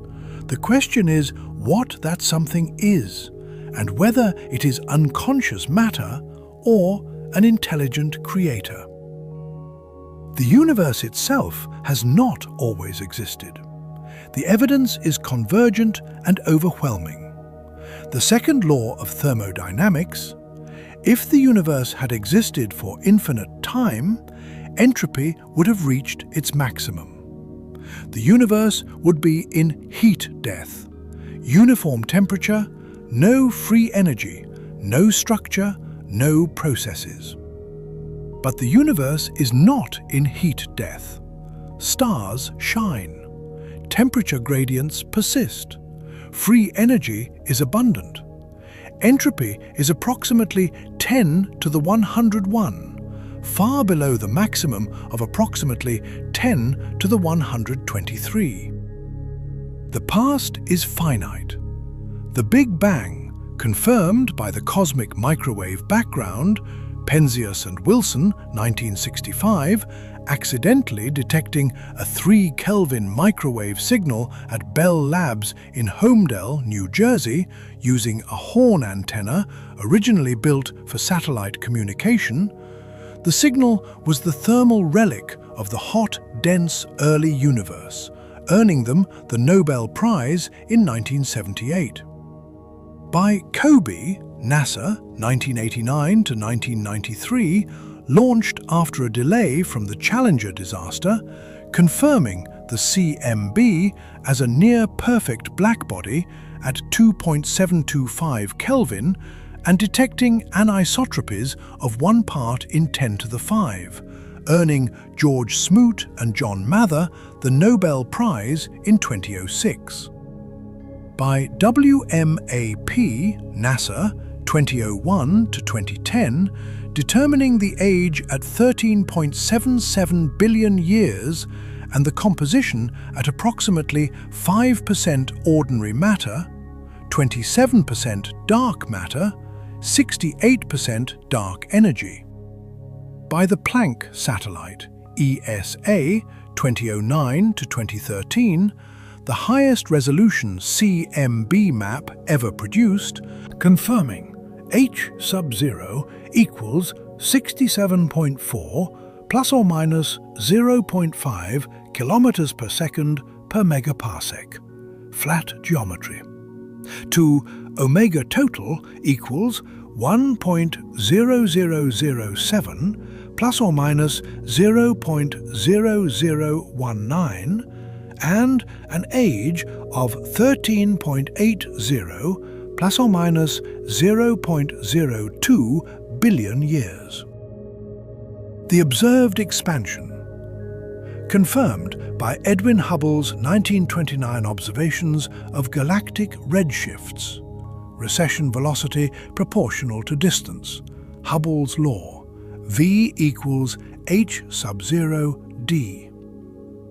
By the 1998 supernova observations of Saul Perlmutter, Brian Schmidt, and Adam Rees, discovering accelerating expansion driven by dark energy, Nobel Prize 2011. And by the Friedmann equation governing cosmic dynamics. The BGV theorem, proved by Arvind Borde, Alan Guth, and Alexander Vilenkin in 2003, establishing that any space-time region with average expansion rate greater than 0 must be past incomplete, must have had a beginning. The theorem applies to inflationary models, to eternal inflation, and to the multiverse. Vilenkin stated, "With the proof now in place, cosmologists can no longer hide behind the possibility of a past eternal universe. There is no escape. They have to face the problem of a cosmic beginning." The Boltzmann brain paradox, eliminating the hypothesis that the universe arose as a random fluctuation from an equilibrium state. Ordered universes are overwhelmingly less probable than Boltzmann brains. The fact that we observe a consistent cosmic history, not a momentary hallucination, proves the low entropy is primordial. Every line of evidence converges. The universe had a beginning. The past is finite. The second law confirms it. The BGV theorem proves it. The CMB, the expansion, and nucleosynthesis corroborate it. The Boltzmann brain paradox eliminates the alternative. Whatever caused the universe must be external to it. Time began with the Big Bang, or, at the very least, our models of time break down at the Planck epoch, approximately 5.39 times 10 to the negative 44 seconds after the origin. Space began with the Big Bang. The laws of physics that govern the universe, including the second law of thermodynamics, began with the universe. Whatever caused the universe is not bound by time. It is not bound by space. It is not bound by the second law. It is eternal, not in the sense of existing for infinite duration within time, but in the sense of existing outside time altogether. It is the uncaused cause, the foundation on which all dependent causes rest. The evidence demands specific attributes of this cause, attributes that are deduced from the evidence, not assumed by theology. First, power. The cause brought a universe into existence, a universe with approximately 10 to the 70 joules of mass energy via E equals mc squared, with a total mass energy content spanning approximately 10 to the 80 particles, across an observable volume of approximately 93 billion light-years in diameter, approximately 8.8 times 10 to the 26 meters, approximately 5.5 times 10 to the 23 miles. The power required to instantiate this system from a state outside time and space is beyond any quantity within the physical universe. Second, knowledge. The initial conditions of the universe are fine-tuned to a precision of 1 in 10 to the power of 10 to the 123. Penrose's calculation of the probability of the Big Bang's low entropy initial state. The cosmological constant, lambda, is tuned to approximately 10 to the negative 122 in Planck units, the largest theory-observation discrepancy in physics. The strong nuclear force coupling is calibrated to within approximately 2% of the value permitting stable hydrogen and stellar fusion. The fine structure constant, alpha, approximately 1 over 137, determines electromagnetic strength at a value permitting stable atoms and complex chemistry. Each of these values was selected from an enormous space of alternatives. The selection of a specific structure-enabling, life-permitting configuration from among 10 to the power of 10 to the 123 alternatives requires knowledge of the alternatives, knowledge of what each configuration produces, knowledge of which configuration permits stars, atoms, chemistry, complexity, and the conditions for conscious beings. This knowledge is not possessed by unconscious matter. It is not a property of quantum fields. It is not generated by random processes. It is an attribute of mind. Third, will. A specific configuration was selected. Selection is an act. Acts require agents. The initial conditions could have been different, overwhelmingly, catastrophically different, by a factor of 10 to the power of 10 to the 123 to 1 against the observed state. The fact that one specific state was instantiated, not a random state, not an equilibrium state, not a high entropy state, but the specific low entropy state that permits the arrow of time, structure formation, stellar nucleosynthesis, and the conditions for complexity, implies that a choice was made. Choice requires a chooser. Will requires a being that possesses will. The cause is not a blind, undirected process. It is an agent with knowledge of the alternatives and the power to instantiate its choice. Fourth, eternality. The cause is not subject to the second law of thermodynamics, because the second law applies to physical systems within the created universe, and the cause is external to the universe. The cause does not experience entropy increase. It does not degrade. It does not approach heat death. It exists outside the one-way trajectory that governs everything within the physical cosmos. Fifth, independence. The cause is not part of the physical universe. It is not made of matter or energy. It is not described by the Schrödinger equation, the Friedmann equation, or the laws of thermodynamics. It is the source of these laws, the entity that established the framework within which matter, energy, space, time, and the second law operate. The cause is independent of its creation. These are the attributes of a creator: power, knowledge, will, eternality, independence from the created order.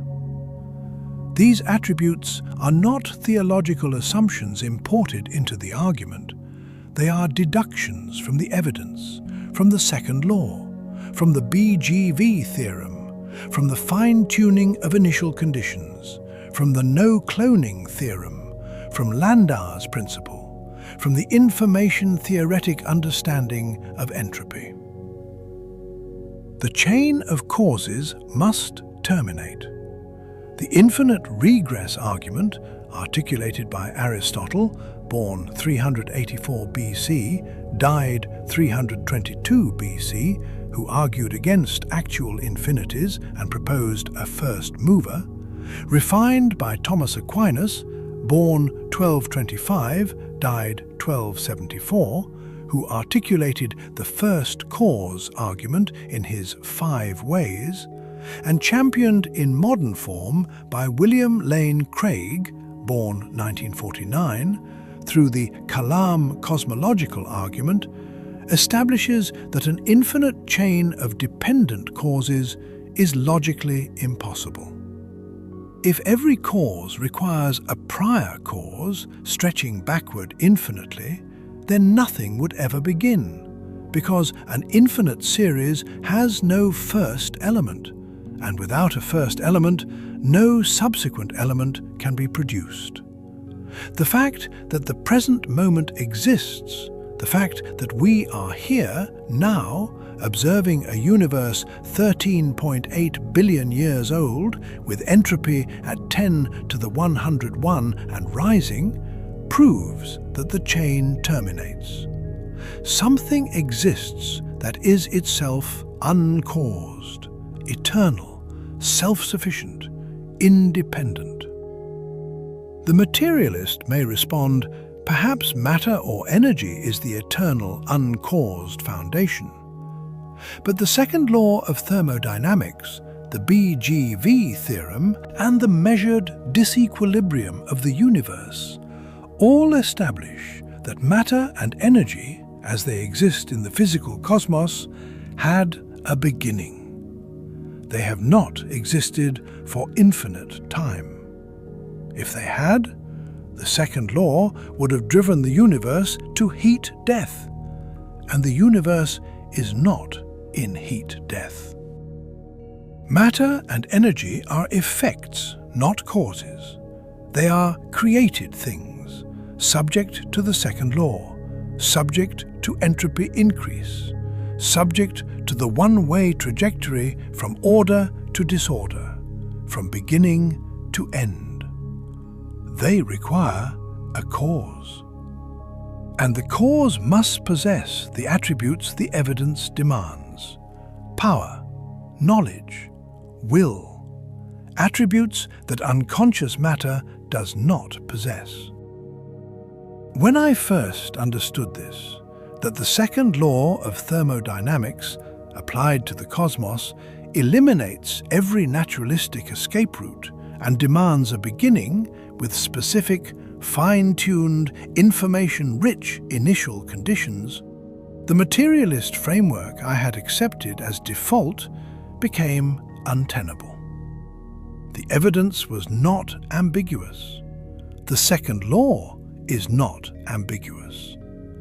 The Carnot efficiency, the Clausius inequality, the Boltzmann formula, the H theorem, the no-cloning theorem, Landauer's principle, the resolution of Maxwell's demon, the BGV theorem, Penrose's calculation.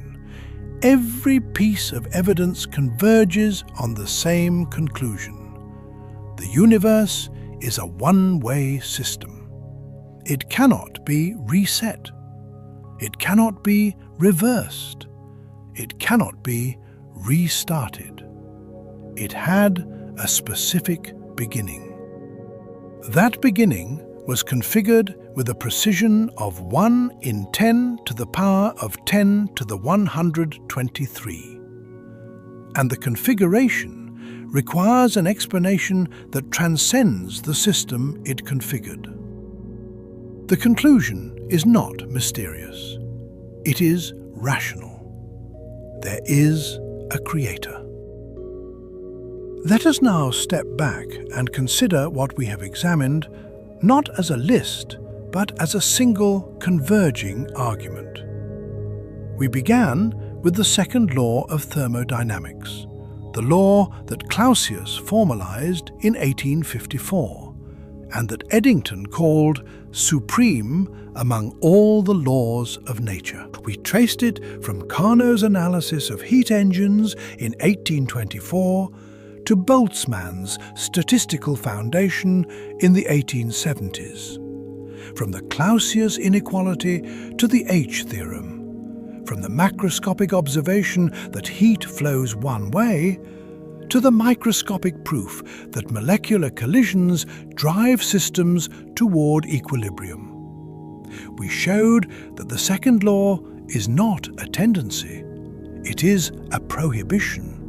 No macroscopic process has ever been observed to reverse it. No theory has survived that contradicts it. We followed the second law to the arrow of time, the one-way flow from past to future that Eddington named in 1928, and showed that the arrow exists because the universe began in a state of extraordinarily low entropy. The past hypothesis, formalized by David Albert, requires this initial condition. Penrose quantified it. The probability of the Big Bang's low entropy state occurring by chance is approximately 1 in 10 to the power of 10 to the 123. The universe did not begin in a random state. It began in the most specific state compatible with its dynamics. And the second law has been degrading that state ever since. We examined the heat death, the endpoint predicted by Lord Kelvin in 1852 and confirmed by modern cosmology. The Friedmann equation, with a positive cosmological constant, confirmed by the 1998 supernova observations and the Planck satellite, guarantees eternal expansion. Stars will exhaust their fuel. White dwarfs will cool to black dwarfs. Black holes carrying entropies of 10 to the 77 or more, as the Bekenstein-Hawking entropy formula shows, will evaporate through Hawking radiation on timescales of 10 to the 67 to 10 to the 100 years. Eventually, only photons and neutrinos will remain in an exponentially expanding void at a temperature approaching absolute zero. No structure, no gradients, no processes, no restart. We went deeper to the quantum level and showed that the no-cloning theorem, proved by Wouters, Zurek and Dieks in 1982, forbids the perfect copying of any unknown quantum state. The universe's quantum state is unique. It cannot be duplicated. It cannot be backed up. It cannot be replayed. The trajectory from beginning to end is a one-time, one-way, unrepeatable path through the space of all possible configurations. We showed that Landauer's principle, formulated by Rolf Landauer in 1961 at IBM and confirmed experimentally by Beroux and colleagues in 2012, establishes that erasing information has a physical cost in entropy. Any restart requires erasing the information accumulated since the previous state. The erasure produces heat. The heat increases entropy. The restart moves the system further from its original state, not closer. A reset is thermodynamically self-defeating. We showed that Maxwell's demon, the thought experiment proposed by Maxwell in 1867 and resolved over a century by Szilard, Landauer and Charles Bennett, cannot circumvent the second law. The demon's sorting decreases entropy in the gas, but the demon's memory erasure produces at least as much entropy in return. Intelligence within the physical universe cannot reverse entropy. The second law holds for every agent, every machine, every computation that operates within the physical cosmos. We examined every proposed escape route. The cyclic universe fails because Tolman showed in 1934 that entropy accumulates across cycles, making an infinite past impossible.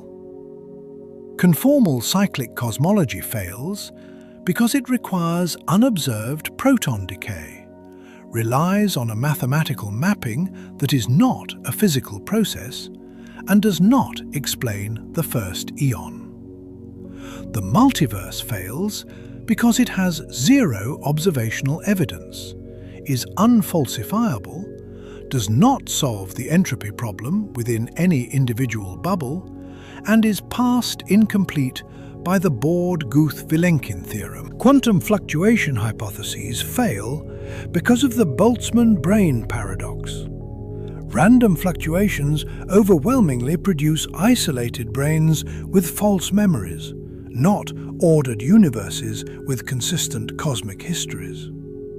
And science will eventually explain it is not an argument, but a statement of faith, countered by the admissions of Sean Carroll, who calls the initial entropy problem unsolved, and John Wheeler, who acknowledge that initial conditions are treated as separate from the laws of physics.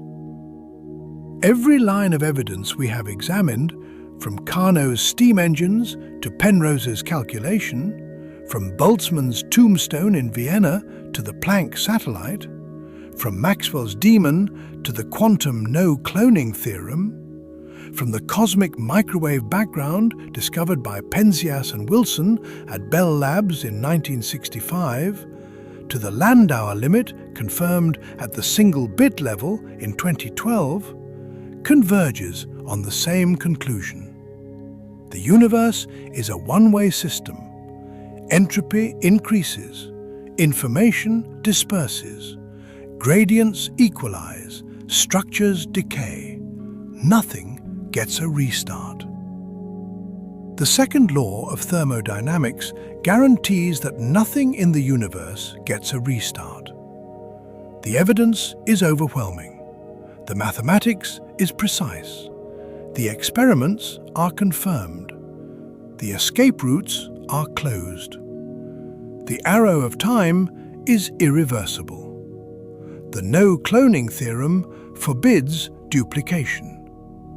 Landauer's principle forbids costless erasure. Maxwell's demon is defeated by information theory. The heat death is the inevitable endpoint. Every cyclic model fails. Every multiverse proposal fails. Every quantum fluctuation hypothesis fails. The past is finite. The initial conditions are fine-tuned to a precision of 1 in 10 to the power of 10 to the 123. And the question of who configured those initial conditions, who set the entropy at its minimum, who selected the specific state from among an incomprehensibly vast landscape of alternatives, who brought the universe into existence with the precision and specificity that the second law has been irreversibly degrading ever since. That question has an answer. The evidence points to an intelligent, powerful, eternal creator, one who exists outside time, outside the second law, outside the physical universe and its one-way trajectory. One who configured the beginning with knowledge beyond comprehension, selected it with will, and brought it into existence with power beyond anything in the created order. That is not faith against evidence. That is the conclusion the evidence demands when examined honestly. When the second law, the no-cloning theorem, Landauer's principle, Maxwell's demon, the Boltzmann brane paradox, the BGV theorem, and Penrose's calculation are taken together and followed where they lead. That conclusion, once reached, changes everything. Good night.